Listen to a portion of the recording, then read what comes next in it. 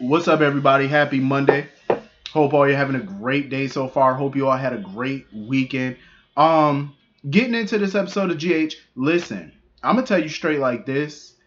Ned is way better than I would have been because I would have got up and left. Because the way Olivia was acting at that wedding reception was so uncool. It was not necessary for her to act a fool. Like, y'all are out at somebody's wedding. Act like you got some coof. Like, she was acting so uncouth at that reception, acting a fool. Like, she's turning a molehill into a damn mountain at this point. It's like, what is the issue? Like, what is the problem? And you're mad at your husband? Because what really pissed me off was Ned was trying to change the subject because he was just trying to have a good conversation with his wife. He was trying to enjoy the evening. She's sitting there drinking the champagne. Don't change the subject. You know what, Heifer? I would have left. If I was Ned, I would have got up and walked away because I wouldn't be dealing with all that attitude that's radiating off of her. I wouldn't have dealt with that foolishness because you're acting crazy for what? Like, Olivia was sitting there at that reception acting so, she was just acting so simple over nothing. Over nothing. You know what I mean? Like, just acting a fool. Then when Carly, Spinelli made the announcement that they were doing, Carly was going to throw the wedding bouquet, she was about to go catch the bouquet. And Ned was like, hold up. He was like, why are you going to catch the bouquet when you're married already? That's for single folks. And she's sitting there talking about sometimes I wonder why. Excuse me? Ned, sir, you are better than me. I would have got up and I would have left her right there and I would have told her straight up, you know what? I wonder why I'm married to you too. And I would have left. Because ain't no way in the world you are not about to talk to me that kind of way. That was so rude. So rude. Like, she's acting a fool for no reason. Acting tacky. Just for what purpose, Olivia? Talking about, oh, because you sitting over there talking about my son to that Quartermain wannabe. I'm like, are you serious? The man is a doctor. He's noticed things about your son. And mind you, Ned has noticed things too about Leo. It doesn't hurt to go talk to a specialist about it. That's all they're saying. And she's upset about that? Grow up. Like, Olivia really needs to grow up before she find herself by herself. Because, like I said, Ned should have walked the hell away. Because that disrespect that she was giving him was so not necessary. Then she gonna run up to Monica talking about, oh, I want to ride home with you. I don't want to ride home with Ned and stuff like that. Acting like a child. Acting so childish. So childish. And all Ned is telling her was why we can't just go get him checked out. To see if something really is wrong. That's all Ned is saying. And then she lashing out at Austin again, and Austin was saying the same thing. He told her simply, just go talk to your husband. You know what I'm saying? Go talk to Ned. Y'all have that conversation about how you want to proceed with your son, and that's it. Like, I don't get why she's acting so hostile and angry. It's so unnecessary. So unnecessary. Like, that was just for no reason. So anyway, moving on from that. Um, I love the scenes between BLQ and Chase. Chase was looking at that baby when he was holding the baby and stuff. He was like, you don't look nothing like your mother or your father.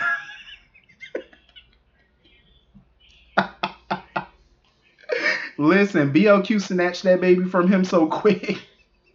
She said, no, I'll take the baby back. I say, you damn sure better take that child back because he on the son. He about to figure out your whole game in that one little moment. He about to figure out what you up to. I'm glad somebody said it because normally when they do baby switches or something like that, people be looking at that child like they don't see no like they see a family resemblance. I'm like, come on now. Like when Brad and Lucas had Wiley. Michael was looking at that child, and the only person who noticed the family resemblance was a man with Alzheimer's. I said, that is sad. Like, Michael and all them were looking at that baby, and I'm like, Michael, that child don't look like you? You don't see none of your facial features? Your Alzheimer's grandfather sees it, but you don't. I'm glad Chase looked at that child and said, yeah, you don't look like Valentine or BLQ. I said, thank you. Somebody finally said something. It's about time. But she quickly changed the subject and stuff like that. And I agree with BLQ.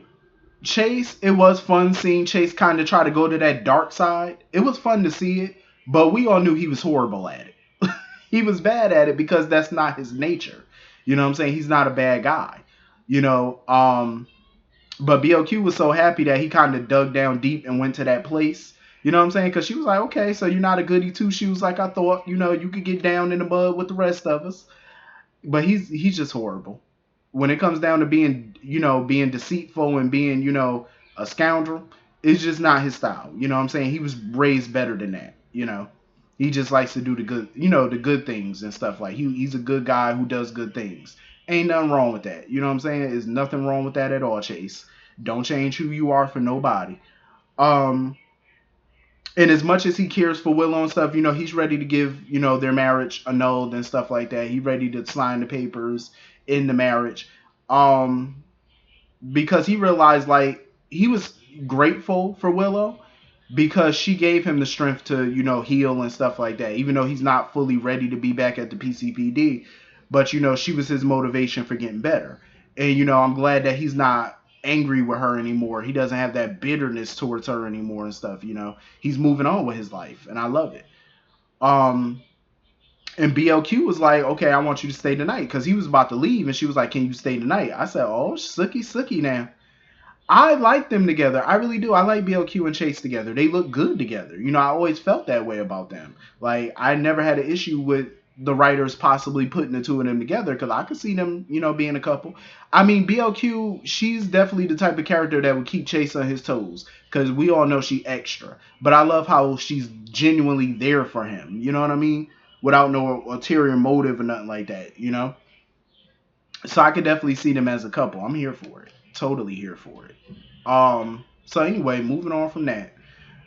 Miss Wu was so smart. Miss Wu was very smart in not getting involved with Cyrus and Buchema and Mr. Novak's machinations. She told Jason and Carly, I ain't want nothing to do with that. I was like, that was smart. You know what I'm saying? Because my thing is, if it ain't broke, why fix it? And she rather deal with people like Jason and Carly in the Corinthos organization because they're more stable. You know what I'm saying? She knows what she's dealing with when she deals with them. When you deal with snakes like Buchema and Novak and Cyrus, oh, trust me, you can trust them to be snakes. You know what I'm saying? And Miss Wu did not trust them. They were too crazy. They were unpredictable. You know what I'm saying? Like she could not trust them. Because if they're going after Jason and Carly and the Corinthos like this, what makes you think they're not going to bite you eventually? So she was smart. She played on the right team. She pretended to go along with their plans. That was a smart thing. And Jason was like, you will be, rewarded for your loyalty. And I agree because loyalty in that business is so hard to find. Loyalty, period, sometimes just hard to find. So it's good that she was on the right team. You know what I mean? The reception was beautiful. Everybody was there having a good time and stuff. Jason and Carly finally popped up because Maxie was going crazy. She was like, where the heck is Jason and Carly at? Because Spinelli and Diane was talking and stuff and talking about the car bombing and stuff. And, Brando popped up and overheard the conversation or whatever. Diane was like, good thing, Gladys wasn't in the limo with them. Speak for yourself, Diane. I love you, but speak for yourself. I was hoping Gladys would have rolled with them so she could just boom, go up in smoke. I was really hoping for casualties at this damn reception. I really was. I was hoping Gladys would have been a casualty of war. I was hoping so. I was crossing my fingers and praying. No such luck. Um, and Brando had to tell her that, Novak wasn't coming back to the ceremony or to the reception. She thought it was because of her. And my thing is, I'm like, Gladys, Mr. Buchema, I mean, not Buchema, but Mr. Novak just did not want you. You were a means to an end for that man. He was not interested in you, sweetie. Hopefully she learned her lesson, but we all know she won't. Before you know it, she'll be back in some more mess, trying to get a come up, because that's what she does. So anyway, Willow ended up catching the bouquet. And everybody knows that traditionally at the wedding reception, all the single people, try to catch the bouquet because whoever catches it means that they're the next person to get married. I always thought it was something fun to do at a wedding reception, but Willow, for me, kind of took the fun out of it because she basically told Michael, oh, catching a bouquet didn't mean anything to her. I'm like, Willow, even if you don't believe in that type of stuff, it's supposed to be for the fun of it. Don't take the fun out of it. Thank you. Do not. I mean, honestly, we all know Michael plans on proposing her soon. Like you could see it on his face, like he ready to marry her. But she was like, when they if they do get married again, it's gonna be for real this time. You know what I mean? It's not gonna be nothing for any other purpose. Um, which is good for them, I guess. So moving on from that, Jason and Carly are heading out of the reception or whatever, ready to get on home. Monica catch up with them or whatever to give them her, her well wishes. You know, send them off for their new life together, I suppose. A new life that might be cut a little short, unbeknownst to them. Um, Sonny was livid when he was talking to Nina. Like Nina saw for herself right then and there how angry Sonny can be. Luckily for Nina, luckily for Nina, she didn't see the full brunt of Sonny's anger this time around. Cause usually when Sonny's really angry with a female, we already know how he act. He be calling you all type of B words and whore and everything. She better be lucky it wasn't no barware around, cause he would have threw that too. Um, Cause she keep talking about I love you, I love you. He shut that down real quick. He said, "Stop saying that." She looked delusional when she says stuff like that. Like she looked crazy. And he was like, "Stop saying that." He said, "You don't love me." He said, "You love Mike. That's who you love." Um, Jax was being real nice to Sonny. You know what I'm saying? Like Jax was actually happy to see him. He offered Sonny a ride home. He was like, "Look, I got a car outside." He said, "I'll call my pilot. You can use my jet to go back home or whatever." And, Sonny was like, "Cool, thanks."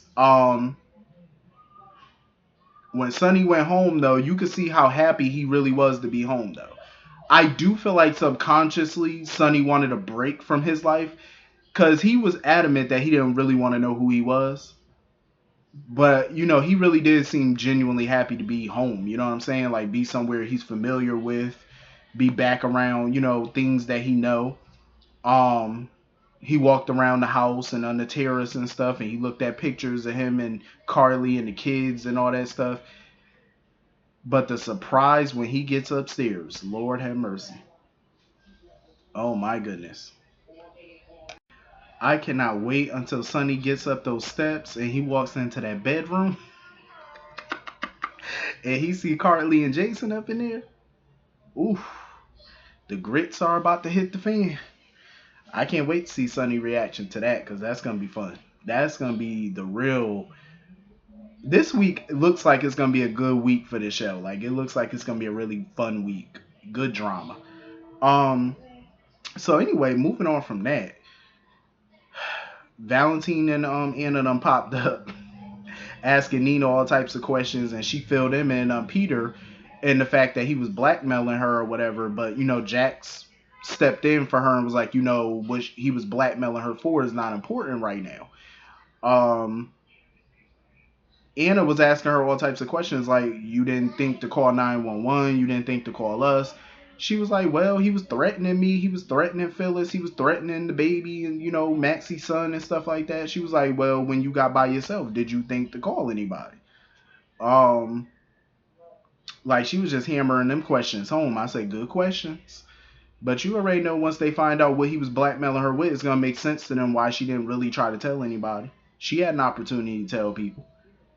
Um, So they left to go look for Peter or whatever because Jax mentioned how he's been trying to get in touch with Maxie and he couldn't. So Nina called Maxie or whatever, got in touch with Maxie to let her know, like, Peter was in Nixon Falls. He could be on his way back to Port Charles. Um, so Anna and, Valentine get a ping off of Peter's phone. They find his rental car all abandoned on the side of the road. So they know he can't be far. So they split up to look for him because Valentine was dead serious. Valentine said, listen, he told Anna, he said, listen, if I find him, I'm shooting him on sight. I love it.